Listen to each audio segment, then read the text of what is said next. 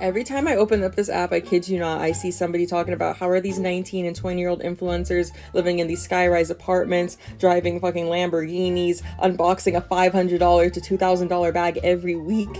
As somebody that's been in the influencer space for over 10 years, let me tell you exactly how they're doing it. Welcome to Nice Finance, and hopefully we can encourage each other to hang in there. If you haven't done so already, please consider liking the video, sharing the video, and also subscribing to this channel for more videos like this.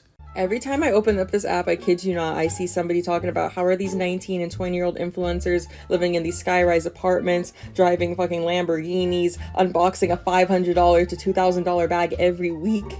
As somebody that's been in the influencer space for over 10 years, let me tell you exactly how they're doing it.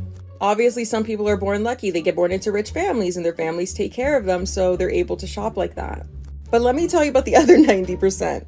I told you guys in a previous TikTok that I witnessed somebody's card get declined and they managed to open up another line of credit on their phone in under 10 minutes and pay for said bag that was thousands of dollars. I have watched people film $10,000 shopping haul and then go and return all of it. I'm sure you guys have come across those girls that are like, I don't wear things more than once. Yeah, because most of them are returning it. Like, not the fake bouginess. How are they driving these expensive ass cars? Child, they are renting them by the week. I'm talking spending $1,000 to fake flex a car, film a whole fucking car tour just to have to return it. That's why I say do not believe everything that you see online because most of it is fucking fake. I have had at least 10 influencers tell me that they have never paid their taxes. These big mansions and nice apartments you see them living in, they don't own them, they're renting. That's why it always fucking gags me when I see people that I used to be cool with e-begging online talking about, can you guys donate money to me, when they used to spend like $12,000 a month on their apartment.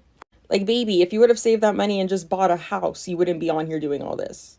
Talking about lion! He said a lion! Another galaxy, another rose. Bitch, get a fucking grip. Why didn't you invest in a home? Like, why didn't you buy a house instead of renting these big mansions? Like, why do so many people just rent these big homes instead of making actual investments? Well, there's something required if you want to be able to get a good mortgage at a good rate. And that's good credit.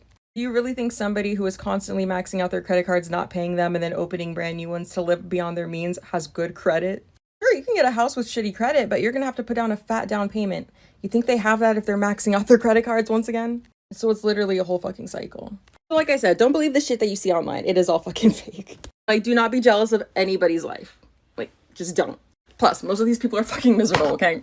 Okay, I'm done. Bye. We basically found out that a lot of creators and influencers are broke. This man is not lying. And he is not exaggerating. I'm gonna share a story with you guys. I am in no way making fun of these people or their situation. It just genuinely perplexes me that this even happened. If you're new here, hey, I'm Nessa. I'm 26. I've been doing social media for the last 10 years. I actually used to live in Hollywood in LA, and I've been sharing a lot of my experiences, good and bad, mainly bad. So definitely check out my other story times. What I'm about to share with you, like, I genuinely cannot believe this. To set the tone, I want you to remember that everybody that I am mentioning that lived in this place had over 500,000 followers, okay? And online, they were flexing cars, money, jewelry, designer, the whole shebang.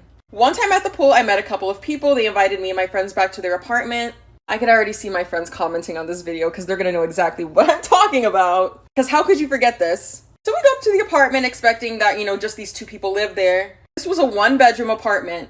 Why did like 15 to 20 different influencers live in there at the same time? The 1-bedroom had all these bunk beds without even mattresses, blankets on the floor, sleeping bags. Then you see all these backpacks full of designer, chains, jewelry. I saw people fight over the closet. Like I said, all of these people were flexing online, portraying their life to be so fabulous, so glamorous in LA. But this was really their situation. They were all cooped the fuck up. I remember asking them, like, how do y'all live like this? Like, no offense, but like, I could not be in here with 15 to 20 people. How, when I tell you, I would see some of these men try to bring girls in. I honestly never would have thought that I would see two people with over 10 million followers fight over a granola bar. LA. Anything to portray the lifestyle.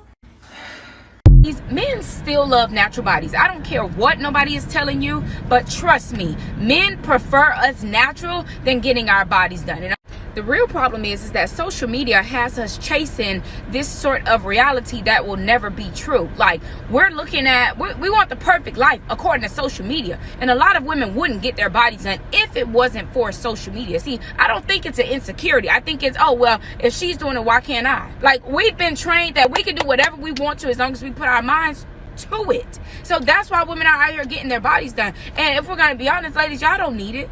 Y'all are beautiful. Like, men will love you past the outside. It's really all about the inside if nobody ain't told y'all yet. Work on getting the inside together, and I promise you, a man wouldn't give a damn how you look on the outside. I know you don't want to deactivate. You have so many friends on there. You have so many parties to keep up with. All these events you want to go to. I'm telling you, it's a waste of your time. Literally, you're frying your brain. You're worried about things that are not important. You're constantly distracted about things that don't matter. You're going out. You're putting on fits. You're spending money just so you can impress these people that at the end of the day don't give a flying frick about you. They don't care.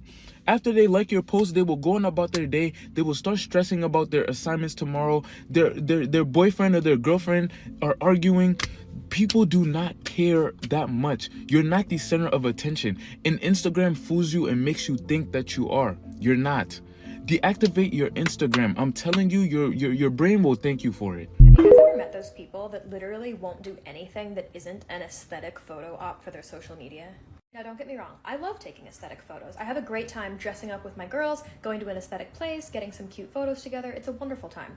But it is a very small part of the friendship, and the priority and most of the time is still centered on enjoying each other's company and spending time together. If we can't be ugly and gross together, then what's the point? Anyway, I had this group of friends a while back who opened my eyes to the existence of people who care more about social media than they do about, living. Anytime I would plan something that wasn't aesthetic, oh, let's order a pizza and watch a movie in our sweatpants or something like that, they would magically all or mostly find reasons to cancel last second. They would agree, but then they would be like, oh, so sorry, I got a flat tire, or my mom is sick. They were always very valid excuses, right, that no one could say anything about. But anytime I or someone else planned something aesthetic, every single time everyone was there on time, no problems. Now I can sniff those people out from a mile away, but at the time I was younger, I was more naive, and I had never encountered someone like that before. That was a new kind of person to me. So I didn't see the pattern right away, but I did start to notice it after a while.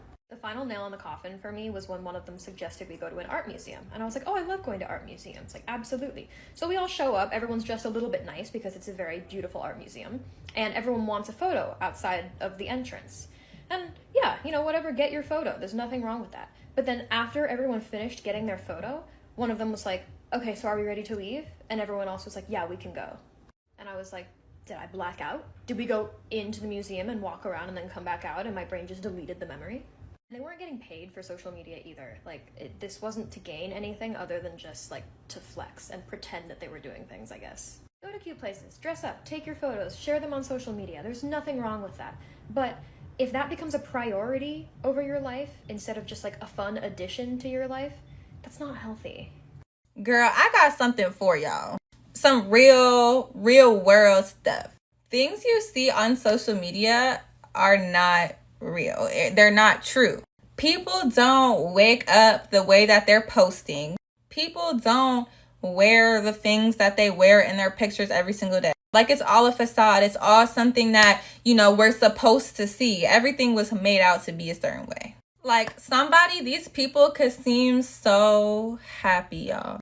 I seem so happy. I get on this TikTok and I help y'all every day, and I love it from the bottom of my heart. All jokes aside, I love it. And this is my happy time. But deep down, outside of me making TikToks, outside of me being happy, I'm really not all the time. Most of the time, I'm unhappy with where I'm at, and I feel like I'm not doing enough.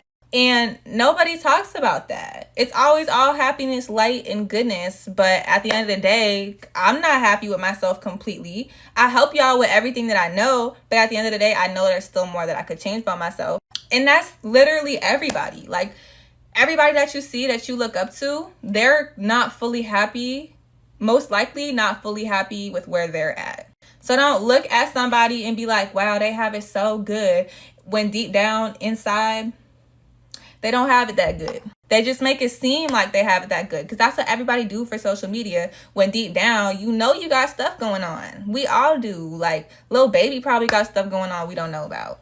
Somebody told me the other day that I was their favorite influencer. And I'm always just happy and just bringing light to everybody. And I loved that so much. I love it. But realistically, I'm not that happy. And neither are all the people that you see that you think's life is better than yours. And I just want for y'all to know that. Because the things that are shown to us online, the things that we see every day, like, I know how it used to make me feel. So I know how it makes some of y'all feel.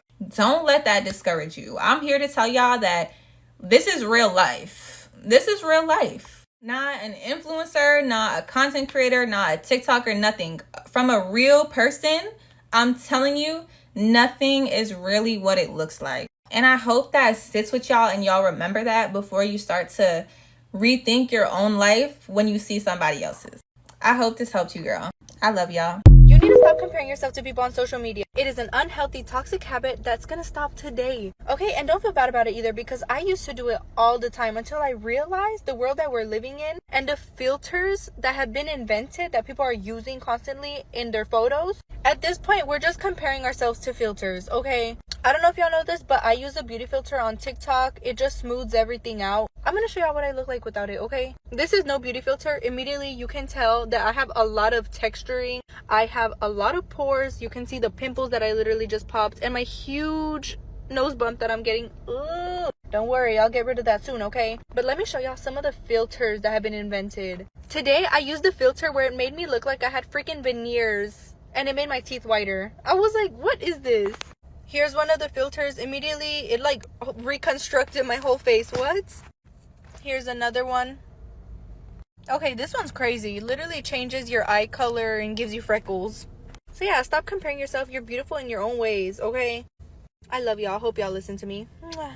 Social media is the fucking same. Sephora haul, skincare routine, aloe haul, Lululemon haul, hair care routines, gua shaing. Buy this, use my code, do this, don't do this. I'm gonna implode. Maybe it's just because I'm about to start my period and I'm extra sensitive. And I love social media and the platform that it has given so many people, but there are days where I just can't fucking take it anymore. And I know a lot of influencers on here will say, well, it's your responsibility to take in the information you want. It's your responsibility to filter through what makes sense for you. And even I have said that. But let's be realistic. We're not that conscious all the time. Especially when we're just scrolling, we're not conscious enough for that. And sooner or later, what we watch is going to affect us no matter how much filtering we do. And I don't know why I'm at this breaking point where I just never feel good enough. I'm logging on to Instagram and I see everyone in the newest aloe set or Lulu set. I see people doing their eyebrows differently every fucking 3 months.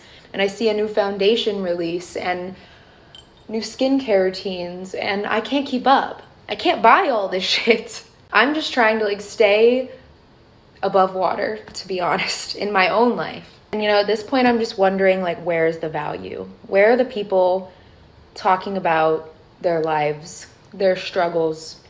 Where are the people talking about and giving advice and just sharing their experiences on being a human and like what they're going through? Because all I see is buy this, buy that, do this, do that. And even the self-development people, buy my course if you experience this, join my mastermind.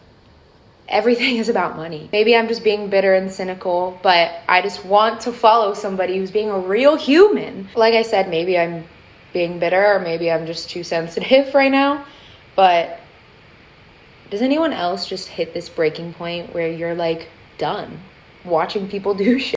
So I have a theory about why social media has ruined humanity, and the theory is normal people don't post. And what I mean by that is not that people who post on social media are weird. I mean that they're not your normal everyday person. So either they're talented, they're an academic, they have something they want to say. And the problem though is that people who watch social media, engage with social media, think that they're watching a normal cross-section of humanity. And so two things happen. The first is that they feel really inadequate because people who have immense talent and want to, earn attention for their talents are going to post on social media, and it will make you feel, oh, I don't have that kind of talent, I'm worthless, which is not true. And the second problem is the people who used to just like post letters to the editor and like crappy self-made newsletters are now able to post their weird conspiracy theory opinions on every single platform possible. And because we forget that this is a self-selecting group of people posting on here, we think that, having these opinions is normal, and they're not. So I think it's just really important to remember when you're on this app that whatever you see here, the people who post here posting is not normal.